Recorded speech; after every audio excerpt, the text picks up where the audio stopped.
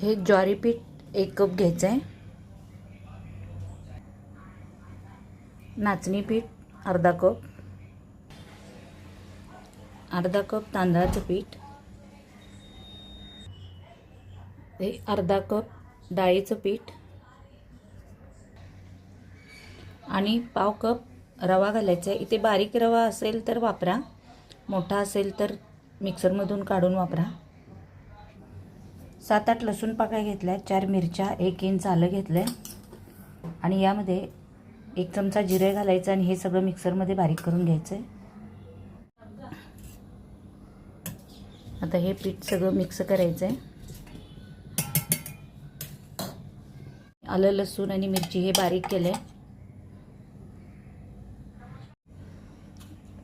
यामध्ये आता हे आपण बारीक केलेली मिरची आलं पेस्ट घालायचे.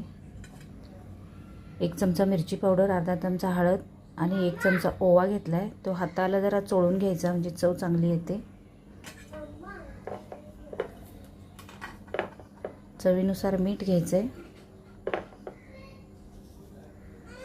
आणि पाणी घालून हे भिजवायचं आहे. यामध्ये गुठळ्या न होता हे पीठ भिजवायचं आहे आणि 10 मिनटं झाकून ठेवायचं आहे. असं 10 मिनटं झाकून ठेवायचं आहे. आता हे 10 मिनटं भिजून झालेलं आहे. हे एक मध्यम आकाराचं गाजर आपण किसून घेतलेलं आहे. हे 2 मध्यम कांदे बारीक चिरून घेतले. ही कोथिंबीर घातली. आता हे परत सगळं हलवायचं, एकसारखं करायचं.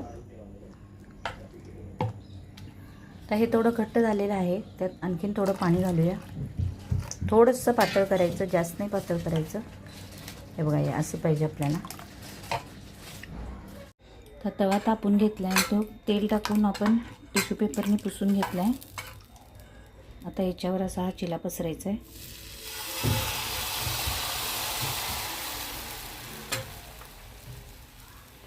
गॅस मध्यम करायचं आहे आणि याच्यावर हे झाकण ठेवायचं आहे. गॅस मध्यम करून असं झाकण ठेवायचं आहे. आता हे झाकण काढूया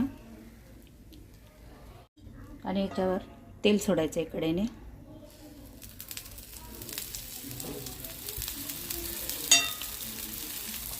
आणि हा असा चिला खरपूस भाजून घ्यायचा आहे दोन्हीकडून.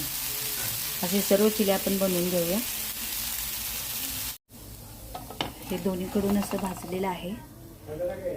आपण हे ताटामध्ये काढून ठेवूया. इथे दुसराही आपण चिला करून ताटामध्ये काढलेला आहे. अशा प्रकारे हे चिले आपण बनवायचे आहेत.